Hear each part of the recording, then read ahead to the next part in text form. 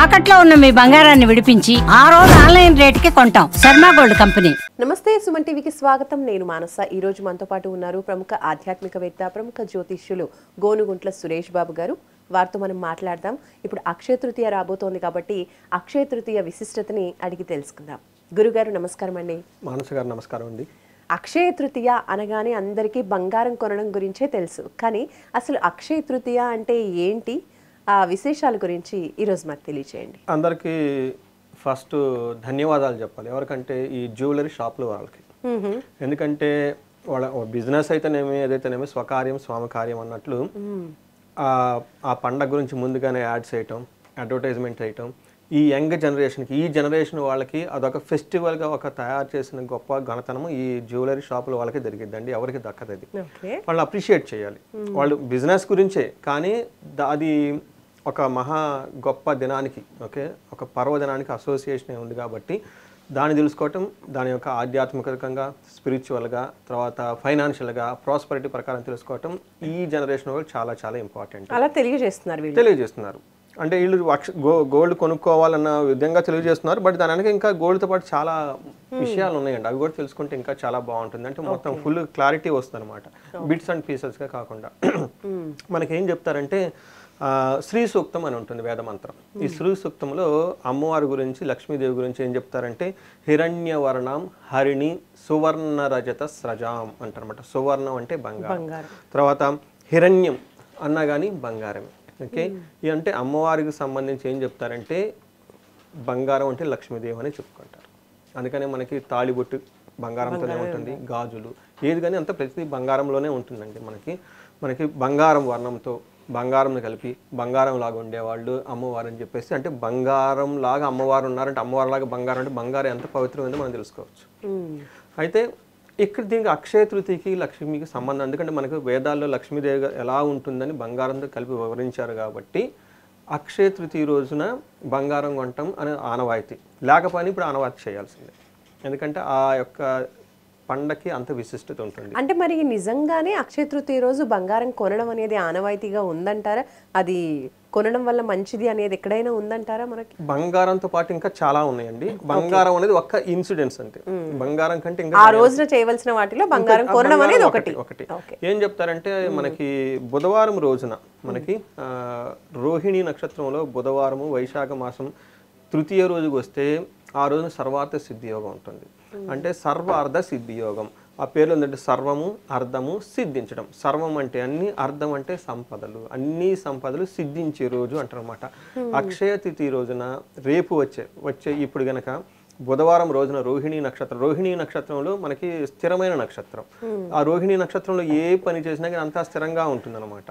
Suppose అబ్బాయికి నామకరణం చేయాలి, ఆ పేరు స్థిరస్థాయిగా ఉండాలి అన్న ఉద్దేశంతో చేసుకుంటారు. బోర్లు దవ్వుతూ ఉంటారు. ఆ బోర్లు ఏంటంటే నీళ్లు పడాలి కదా, నీళ్లు స్థిరస్థాయిగా ఉండాలన్నమాట. అందుకని స్థిరంగా భార్యాభర్తలు మాంగళ్య ధారణ రోహిణి నక్షత్రంలో చేస్తారు. ఎందుకంటే ఆ మాంగళ్యం ఎప్పుడూ స్థిరంగా వాళ్ళ దగ్గర ఉండాలి అని చెప్పేసి అనమాట. ఇలా స్థిరంగా ఉండాల్సిన పనులన్నింటినీ అందులోని బుధవారం రావటం ఇది మనకి సర్వార్థ సిద్ధి యోగం అంటారు. అంటే ప్రతి అర్థాన్ని సిద్ధించుకునే గొప్ప రోజు అని మనం చెప్పుకోవాలన్నమాట. అయితే ఈ వైశాఖ మాసం విష్ణుమూర్తికి అత్యంత ప్రీతికరమైన మాసం. భాగవతంలోను, లేదంటే మహాభారతంలోను, లేదంటే మనకి భగవద్గీతలో కూడా మనకి శ్రీకృష్ణుడు చెప్తున్నమాట, అన్ని మాసాల్లో కల్లా వైశాఖ మాసం నాకు ఇష్టమైన ప్రీతికరమైన మాసం అని. అయితే ఈ 30 డేస్లో లక్ష్మీదేవికి బాగా ఇష్టమైన రోజు తృతీయ. అందుకని అమ్మవారు మనకి బంగారం రూపంలో మనం చూస్తుంటాం కాబట్టి అమ్మవారు తృతీయ ఇష్టం కాబట్టి ఆ రోజున ఏ పని చేసినా కానీ అక్షయము అంటే కరిగిపోని విధంగా ఉంటుంది, స్టాండర్డ్గా ఉంటుంది, ఫిక్స్డ్గా ఉంటుంది. కాబట్టి మనం ఆ రోజున కనుక ఏ మంచి పని చేసినా కానీ అది మనతోనే ఉంటుంది, స్థిరంగా ఉంటుంది, వృద్ధి చెందుతూ ఉంటుంది. కాబట్టి ఎప్పటికీ తరిగిపోదు. కాబట్టి ఆ రోజు ఏ పని చేసినా మనతోనే ఉంటుంది. ఫస్ట్ ఇది పరశురాముని జయంతి కూడా మనకు చెప్తారు. మనకి రాముడి యొక్క 10 అవతారాల్లో పరశురాముని యొక్క అవతారం ఒకటి. తర్వాత రెండోది గంగా నది భూమి తాకిన రోజు, మనకి భగీరథ ప్రయత్నం అని చెప్పేసి చిన్నప్పుడు చదువుకొని ఉంటాను అనమాట. మనకి భగీరథుడు గంగాదేవి గురించి విపరీతంగా ఘోరంగా తపస్సు చేస్తాడు. ఎందుకంటే వాళ్ళ పితృదేవతలకి విముక్తి లేదనమాట. పితృదేవతలకు విముక్తి కావాలి అంటే గంగా నదిలో కనుక స్నానం చేస్తే వాళ్ళకి విముక్తి వస్తుంది అని చెప్పేసి మనకి ఆయన తెలుసుకొని భగీరథిని ఎట్లయినా సరే భూమికి తప్పించాలి అని చెప్పేసి ఆయన శివుడి మీద ఉన్న అక్కడ గంగని తీసుకుని వచ్చేసి భూమి మీద తీసుకొచ్చేస్తారండి. ఆ గంగ భూమిని తాకిన రోజు కూడాను మనకి అక్షయ తృతీయ. అందుకని గంగ ఇప్పుడు నిరంతరం పారుతూనే ఉంటుంది. అంతేకాకుండా కృతాయుగం కూడా ఈ రోజు మొదలయ్యింది అని చెప్పేసి మనకు చెప్తుంటారు. అందుకని శ్రీకృష్ణుడు తన బాల్య స్నేహితుడు కుచేలుని కలుసుకుంది కూడా ఈ రోజే. ఇది కూడాను మనకి ఈ రోజు గురించి చెప్తుంది. ఇంతేకాకుండా మనకి వ్యాస మహర్షి మహాభారతాన్ని ప్రారంభించిన రోజు కూడా ఇదే. అంతేకాకుండా మనకి ఇంకేం చెప్తున్నాడు, సూర్య భగవానుడు అక్షయ పాత్రని పాండవులకు ఇస్తారు. ఇది చాలా తెలుసుకోవాల్సిన విషయం ఏంటంటే, ధర్మరాజుకి రాజ్యం వచ్చింది, చక్కగా మంచి రాజ్యం కట్టుకున్నాడు, అంతా బాగుంది.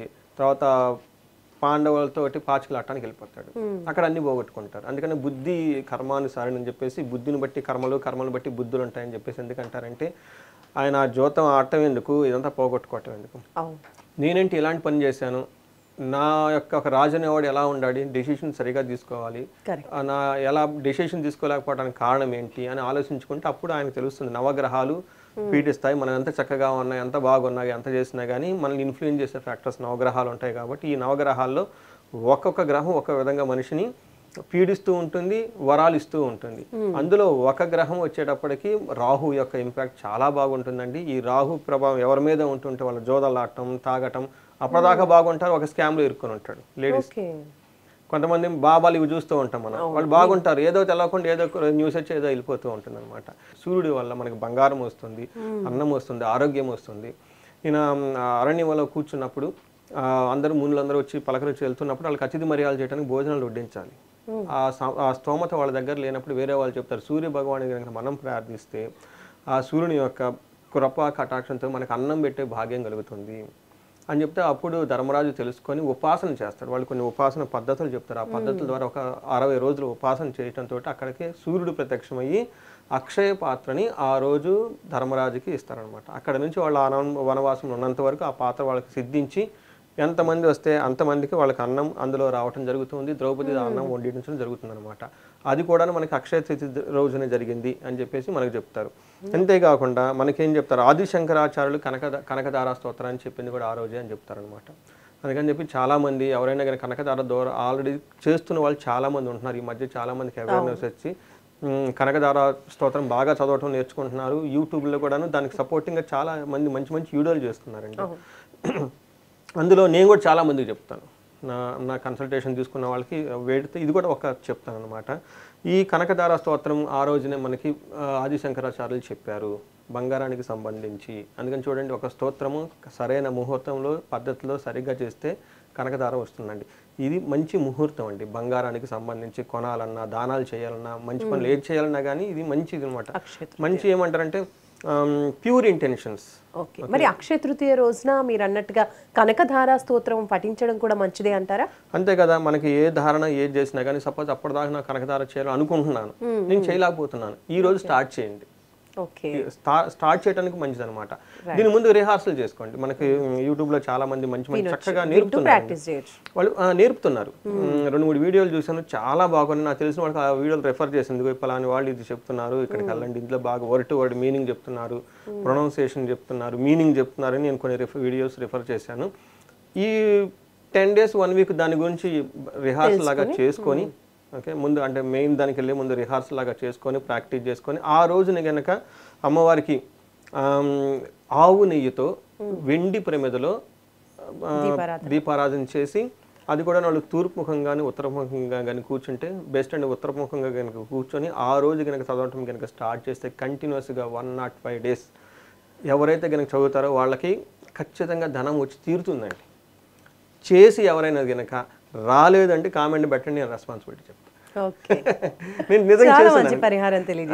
నేను నిజంగా చెప్పానండి. నాకు బెంగళూరు నుంచి ఒకళ్ళు ఇలానే చేస్తారు. వాళ్ళది కుంభరాశి ఏలినాటి శని నడుస్తుంది, బిజినెస్ లో మొత్తం లాక్ అయిపోయింది.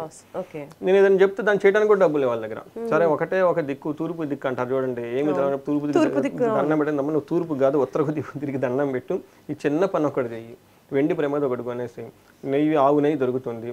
బెంగళూరులో నందిని నెయ్యి బాగా ఫేమస్. ఆ నెయ్యి ఒకటి పెట్టేసుకొని డైలీ దీపారాధన చేసి ఈ వీడియో చదువు, ఈ వీడియో చూసి ప్రొనౌన్సియేషన్ ప్రాక్టీస్ చేసి 105 days భక్తిగా కదలకుండా చెయ్యి. నీకు 45 daysలో రిజల్ట్ వస్తుంది. 45 daysకి రిజల్ట్ రావడం స్టార్ట్ అవుతుంది, కానీ ఆపొద్దు. అది 2 మండలాలు చేయాలి. అంటే 45 90 డేస్ అవుతుంది కాబట్టి ఆ తర్వాత నేను 105 ఇంకో 10 డేస్ ఎక్స్ట్రా చెప్తాను. అందులో లేడీస్ చదువుతుంటారు కాబట్టి కొంచెం అవి ఇవి మధ్యలో ప్రాబ్లమ్స్ ఉంటాయి కాబట్టి అవి అవాయిడ్ చేసి చదవండి గట్టిగా అని చెప్పాను. అవి అయిపోయిన తర్వాత 50 డేస్ 60 డేస్కి నాకు ఫోన్ చేశారు. ఏమంటే మీరు చెప్పినట్టు చదువుతున్నానండి కానీ ఏమి ఇంప్రూవ్మెంట్ రావట్లేదండి, ఏంటండి సహజంగా చెప్తారు అది. లేదండి ఖచ్చితంగా చూడండి ఏదో ఒకటి ఉంటుంది. అంటే కొన్నిసార్లు ఏమవుతుందంటే మన ఎక్స్పెక్టేషన్స్ ఒకటి ఉంటుంది, బట్ ఎక్స్పెక్టేషన్స్ ఓవర్ నైట్లో మనం మీట్ అవ్వం. కానీ కొన్ని పాజిటివ్ సిగ్నల్స్ అయితే ఖచ్చితంగా వస్తుంటాయండి. మీరు గమనించి చూడండి. ఏదన్నా కొన్నారా అంటే, లేదంటే ఏదన్నా చేశారా డబ్బులు కాకుండా అంటే వాళ్ళు ఆలోచించుకొని అవునండి మొన్న ఒక 40,000 వర్త్ ఆఫ్ వెండి సామాను పూజా సామాను కొన్నానండి అని చెప్పేసి అన్నారు. చూడండి అది కూడా ఆలోచన ఎందుకు వచ్చిందంటే డైలీ వాళ్ళు అక్కడ కూర్చొని దీపారాధన చేస్తూ ఆ వెండి దాంట్లో చూడటం వల్ల, ఆ వెండిని చూసి ఆ చదవటం వల్ల అనుకోకుండా ఇలాంటి కొంచెం వెండి సామాను ఇంకా పూజా సామాను ఉంటే బాగుండదు థాట్ రావటం, వెళ్ళటం, ఆ థాట్ వచ్చిన వెంటనే డబ్బులు రావటం, డబ్బులతో పాటు వెంటనే ఇవి కొనేయటం. నేను చెప్పేసాను కదా ఆల్రెడీ స్టార్ట్ అయిపోయింది. ఇంతకుముందు ఎప్పుడు మీరు వెండి కొనటం అంటే మాటలు కాదండి. వెండి కొనటం అనేది మంచిది అనమాట, శుభ సూచకం కదా. వెండి బంగారం కొనటం ఆల్రెడీ స్టార్ట్ అయిపోయింది కదా. అవునండి నేను కరెక్ట్గా గమనించలేదండి దీనివల్ల అంటే ఆల్రెడీ నీకు స్టార్ట్ అయిపోయింది. సిగ్నల్ నేచర్ ఇచ్చేస్తుంది. ఓకే, అమ్మవారి యొక్క కృపా కటాక్షం ఆల్రెడీ మీ మీద వచ్చేసింది. దాన్ని మీరు కంటిన్యూ చేయాలి, ఇంకా భక్తిగా చేయాలి. మీకు రావట్లేదు మైండ్ తీసేసేయండి. ఆల్రెడీ వచ్చింది కదా, వచ్చింది ఇంకా మరింత వస్తుంది అనే నెగిటివ్ రాలేదని మైండ్లో తీసేసి వస్తూ ఉంది అనే యాంగిల్తో ఇంక భక్తిగా నెక్స్ట్ లెవెల్కి వెళ్ళిపోండి. నెక్స్ట్ లెవెల్ అంటే మళ్ళీ దాంట్లో లెవెల్స్ ఉంటాయండి. పారాయణం చేసే దాంట్లో కూడా లెవెల్స్ ఉంటాయి. వాళ్ళకి కొన్ని టిప్స్ ఇచ్చాను, ఇలా చేయండి బాగుంటుంది ఖచ్చితంగా అని చెప్పేసి. మొన్న ఎప్పుడు మళ్ళీ మెసేజ్ చేశారు, ఏదో మీరు దేవుడి వల్ల కొంచెం బాగున్నామండి, ముందుకు వెళ్తున్నామండి అని చెప్పేసి. అలా మనకి బెస్ట్ రెమెడీ అండి. మీరు అడిగిన విధంగా కనకదార స్తోత్రాన్ని ఖచ్చితంగా అక్షయ తృతీయ రోజున, ఆ రోజు రోహిణి నక్షత్రం అండి, మంత్రశాస్త్రాన్ని కానివ్వండి ఏదైనా కనుక చేస్తే వెంటనే రిజల్ట్ ఉంటుంది, ఫిక్స్డ్గా ఉంటుంది అనమాట. ఇంకా అమ్మవారు ఇవ్వటం స్టార్ట్ చేస్తే ఇంకా 10 జన్మలైనా కానీ మీకు వచ్చేస్తూనే ఉంటుంది. ఇంకా ఆగదు. నువ్వు పలానా జన్మలో ఇలాగా కనకదార చేసావు కాబట్టి ఈ జన్మ ఆ జన్మ 10 జన్మలో మీకు ఇచ్చేస్తారు అనుకోవచ్చు కదా. సరైన ముహూర్తంలో కనుక చేస్తే సరిగ్గా ఉంటుంది. కనకదార ఆ రోజు బెస్ట్ డే అండి ఏది చేయటానికి కానీ, అమ్మవారి యొక్క ఏది చేయటానికనండి. మనకు దానాలు చేయాలన్నా మనకి 2 ముఖ్యమైన సంఘటనలు కూడా ఆ రోజు ఉంటాయండి. మనకేం చెప్తారంటే సింహాచలం. ఓకే, అప్పన్నను కూడా నిజరూప దర్శనం. అప్పటిదాకా వాళ్ళు గంధములకు అప్పుంటారండి. నిజ రూపంగా దర్శనం ఇచ్చేది కూడా అక్షయ తృతీయ రోజునే. అట్లానే మనకి ద్వారకాలో కూడా శ్రీకృష్ణుడు కూడా నిజ రూపమైన దర్శనం చూపిస్తూ ఉంటారండి. ఇలా అనేక విషయాల్లో చాలా అత్యంత ముఖ్యమైనది అక్షయ తృతీయ. ఏ ప్రకారంగా చేసుకున్నా కానీ ఫస్ట్ నేనేం చెప్తున్నాను, ఉదక దానం ఇవ్వమని చెప్తానండి. ద బెస్ట్ ఏమంటే ఈజీ థింగ్ అనమాట. మనం బంగారం అంటే అది అందరికీ సాధ్యపడదు. దానికంటే ఇంకా సింపుల్గా ఎఫెక్ట్గా చేసేది అంటే ఉదక దానం అని చెప్పేసి మేము లాస్ట్ టైం బెంగళూరులో చేసామండి. 11 రాగి చెంబులు తీసుకొని, రాగి చెంబు ఎంత అవుతుందండి కాస్ట్ 500 600 అంత కూడా కాదు. 11 చెంబులు తీసుకొని అందులో ప్రతి చెంబుకి నీళ్లు పోసేసి ఆ నీళ్ళలో కొంచెం గంధం వేయటము, లేదంటే కొంచెము మనకి తేనె కానీ వేసేసి ఒక మంత్రం చెప్పుకుంటూ, ఓకే, వేద మంత్రాలు చెప్పించు, లేదంటే వేరే వాళ్ళు చాంట్ చేస్తూ, లేదంటే ఏదో ఒకటి లక్ష్మీదేవి మంత్రం కనుక చేస్తూ, లేదంటే మనకి విష్ణు సహస్రనామ పారాయణ చేస్తూ ఇంటూ అట్లీస్ట్ మనకి ఏదో ఒక విష్ణునామాన్ని పట్టుకొని మనకు జపం చేస్తూ ఇవి చెంబులు కనుక దానం చేస్తే అట్లీస్ట్ ఒక చెంబు 2 3 4 కనుక దీన్ని ఉదక దానం అంటారండి. అంటే ఉదకం అంటే నీళ్ళు అనమాట. మనకైనా ఉదకం నారాయణం అని చెప్పేసి అంటారంటే మంచి నీళ్ళే నారాయణుడు అంట. అందుకని చెప్పేసి మనం ఆ రోజు మనకేమంటారంటే వైశాఖ మాసంలో ఎండ తీవ్రత చాలా ఎక్కువగా ఉంటుంది. అందుకని మనకి ఓడల్లో కొండలు పెట్టేసి నీళ్లు దానం చేస్తూ ఉంటారు. మనకి మట్టి పాత్రలో కూడాను నీళ్లు నింపేసి అవి కూడా దానం చేస్తూ ఉంటారు. అలా రాగి చెంబులో గనక మనకి సత్పురుషులకి లేదంటే బ్రాహ్మణులు గనక దానం చేస్తే అది వాళ్ళకి ఏం చెప్తారంటే మనకి శాస్త్రాల్లో విష్ణు తత్వం వస్తుంది అని చెప్తారండి. మనకి విష్ణుమూర్తికి మనం కనెక్ట్ అవ్వగలిగాలి, మనం కనెక్ట్ అవ్వగలిగితే విష్ణుమూర్తికి ఆ కనెక్ట్ అవ్వటం అనేది ఒక గ్రేట్ లక్ అనమాట. ఇంకొకటి ఏం చెప్తారంటే లక్ష్మీదేవి వస్తూ పోతూ ఉంటుంది, కానీ ఒక్క చోట చాలా స్థిరంగా కూర్చొని ఉంటుందంట. ఎక్కడ అంటే విష్ణుమూర్తి పాదాలు ఎత్తుతూ అక్కడే కూర్చొని ఉంటుంది, కదలదనమాట. అందుకని మనం ఎప్పుడైతే నారాయణకి సేవ చేస్తూ ఉంటామో, నారాయణ మన దగ్గర ఉంటాడు, లక్ష్మీదేవి ఆటోమేటిక్గా మన దగ్గర ఉంటాడు. అందుకని చెప్పేసి లక్ష్మీదేవి కావాలంటే నారాయణని పట్టుకోవాలి, నారాయణని పట్టుకోవాలంటే మనకి నారాయణకి ఇష్టమైన మాసం వైశాఖ మాసం. అందులోనూ మనకు ఉదక దానం ఇవ్వటం వల్ల మనకి విష్ణుత్వం సిద్ధిస్తుంది, విష్ణుత్వం వస్తుందని మనకి శాస్త్రాలు చెప్పున్నారు. కాబట్టి చిన్న చిన్న పనులు ఇలాంటి మనం కనుక అటెన్షన్ పే చేస్తూ ఉంటే మనకేమవుతుందంటే బంగారంతో పాటు ఇవి కూడా ఇంకా ఎక్స్ట్రా వచ్చేస్తాయని చెప్పేసి మనం చెప్పుకోవాలండి. చూసారు కదండి, అక్షయ తృతీయ అనగానే అందరం కూడా బంగారం కొంటే మంచిది అనుకుంటూ ఉంటాము. మరి అటువంటి ప్రత్యేకమైన రోజు ఇంకా ఏమేమి ప్రత్యేకతలు ఉన్నాయి, అసలు అక్షయ తృతీయ అంటే ఏంటి అనేది ఈ రోజు వీడియోలో మనం క్లియర్గా తెలుసుకున్నాం. మరొక మంచి టాపిక్తో మళ్ళీ మనం కలుసుకుందాం సుమన్ టీవీలో. నమస్తే. సుమన్ టీవీలో మీ పర్సనల్ అండ్ బిజినెస్ ప్రమోషన్స్ కోసం కింది నెంబర్కి కాంటాక్ట్ చేయండి.